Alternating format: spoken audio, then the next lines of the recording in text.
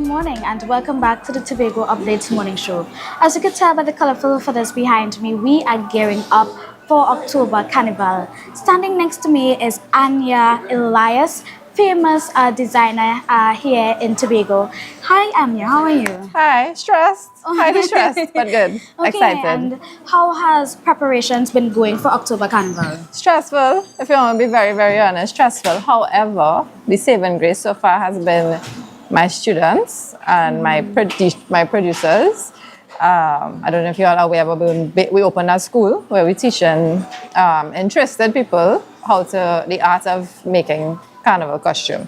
So if they are interested we had 4 modules: gemming, the art of gemming, the art of feathering, wire bending, and garment construction. So we had a first batch that B Mobile sponsored the courses for, so the students didn't have to pay for their courses.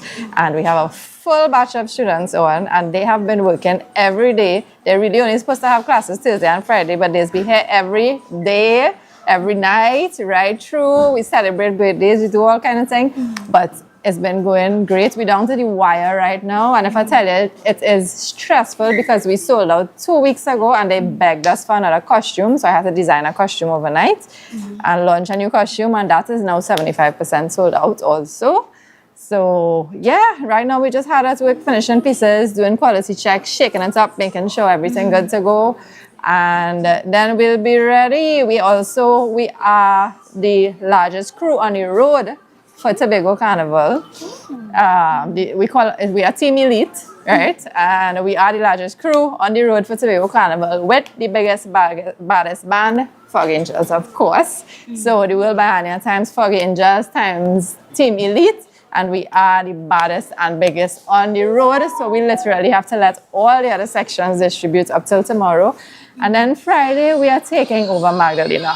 Oh, sounds like you have a lot on your plate. We have about 300 costumes to deliver. Wow. Female, that's just female.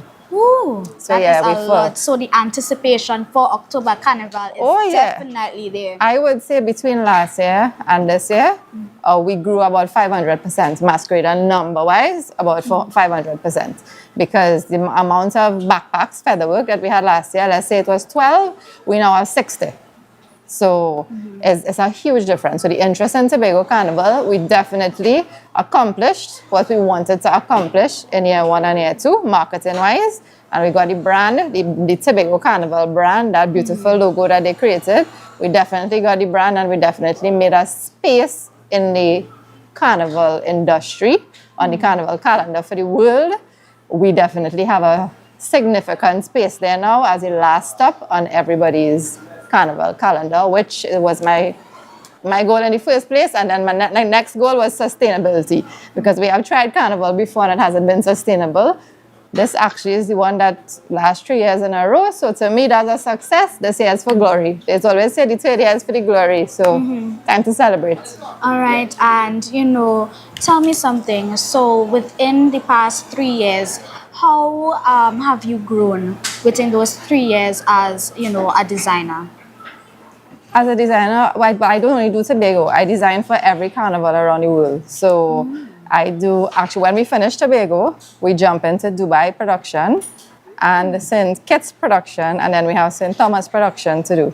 So it's not that there's not it for us, right? And then we have a new batch of students that will be coming in to start learning the courses all over again, and the teachers will be back. We have a core group of teachers that we're working with, and so far all the students that have learned this semester, that have learned in this cycle, I will be hiring them to produce for me from now on. So we're good to go. So far, as far as I'm concerned, we're good to go. We accomplished what I set out to accomplish. My team has accomplished. Fog Angels has accomplished as a team. And I can speak on behalf of Fog Angels when I say this year is going to be the ultimate movie on the road. They will kill me for sharing surprises, but just then, all you know, it was so busy, we had to drop a new costume, right? So we're gearing up. Gearing up. So, you mentioned this school, right? And the fact that you had students coming and learning the art of, designing these costumes. Can you share with me what was the inspiration behind, starting the school? Honestly, I'm Tobagonian. right? So, and I've been in the carnival industry for 20 years. I still hold the record of the youngest band leader to ever exist in Trinidad and Tobago, with a band in Trinidad called Spice Carnival Band. And we had over 3,000 masqueraders, right? So, and I always was asked the question, every interview, how do you plan on do you plan on taking your talents and your team and your expertise back home to Tobago? So it has always been a dream of mine. So the first 2 years of Tobago Carnival, I did China production, which is what everybody normally does. It's the norm in the industry. You do your prototype, you send it to China, they send it back, and it's finished, right? But this year in particular, we realized it was not sustainable for Tobago Carnival because a lot of registrations for Tobago happen in the month of October. That's leading up to Carnival. So in order to accommodate that, we had to change our production model, how we produce costumes. And then I kind of thought about it, well, the team thought about it, and we said, you know what, if we add that up together with the aim of sustainability for Tobago Carnival, let's teach people so that if we teach them now, then next year, we will be able to just say, okay, all the bands in Tobago, this is open to you all. We have our own production house. Just drop your costumes and we'll do it for you, right? And we are also able to offer subsidized production prices because the courses for the students are sponsored by B Mobile.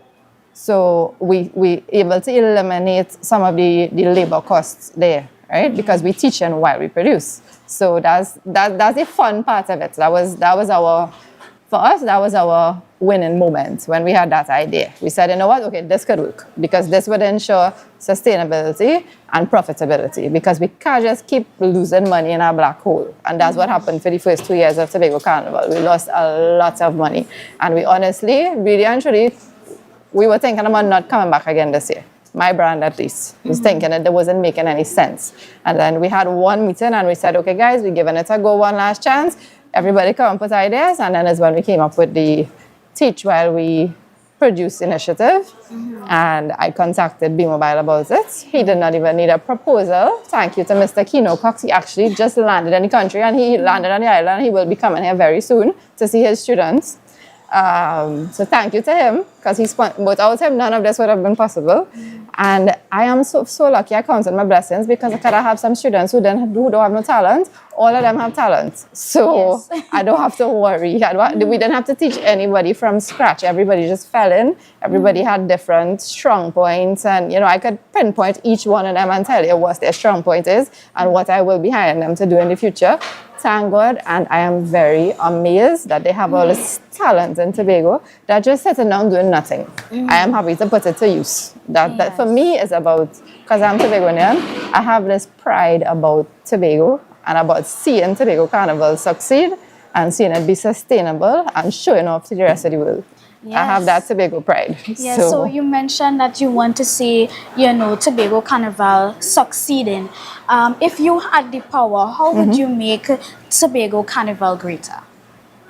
I would bring 2 cruise ships in and leave them as floating hotels. So they dock 2 weeks before Carnival or the Monday of Carnival, and they spend the entire week on the island. They get to attend all cultural events, which are usually free, and then they get to attend all parties that the different promoters have. They can make a stop where you do a tour throughout a mass camp, or production house as we call it. But that would be what I would do. Make a deal with 2 cruise ships and do floating hotels. Because right now the capacity on the island will never be able to accommodate the amount of masqueraders that I would like to see here for Tobago Carnival. I would like to see much more, and our capacity can't handle it right now. So that's what I would do, and advertise it, and advertise the cruise as a Tobago Carnival cruise. And on the cruise, we will have our cultural icons, the masquerades that they have, like the Damlarin and the whoever. They have them on the ship. You have them on the ship, and you have parties on the ship leading up to coming into Tobago. And when you reach to Tobago and you dock, you have a team there greeting you. And then you have all these different things you could go to culturally during the week to experience. And then you go from Friday to Juve to night mass, and then on the road on Sunday, and go back on your cruise ship after, because that's your hotel. You don't have to pay for accommodation on the island. So it will give us the opportunity to be able to accommodate more people on the island. And to be very honest with you, a lot of foreigners are concerned, and it really is a very big concern of mine as well. Adding on flights to Tobago 4 days before Tobago Carnival makes no sense, right? Because you have work, you have to apply for vacation. So adding on these things a week before Carnival or 2 weeks before Carnival, in my opinion, is not going to be beneficial. You will end up with empty rooms and you will end up with empty flights because people will not have time to plan. So up to me, if you put me to sit down and make decisions, the first one I'm making is the flights will be out, dates and time. So when people leave in Tobago this year, they will be receiving emails of available flights for next year that they could book one time. And by April, two cruise ship liners will be advertised for people to book and come. In my opinion, that's what needs to happen. It can't be last minute. We can't continue with it. We get in our way with it because of the numbers that we have. But if we want to grow, we had to think bigger. Right? So I agree. I think that is quite a unique idea. And I know the challenges that we have in terms of preparing properly for the carnival, in terms of our accommodation space and so on. I think that is definitely something that we need to work on. Okay, viewers, we know that Anya has a very tight schedule, and she not has really me, it's the students, it's the students, not me. Students has a really tight schedule ahead of the October Carnival. Thank you for chatting with us. My pleasure. Anything to do with Tobago and the upliftment and the success and anything to do with Tobago, come by me. I good. Okay, thank you so much. You're welcome. Viewers, don't forget to share the live. We'll be right back.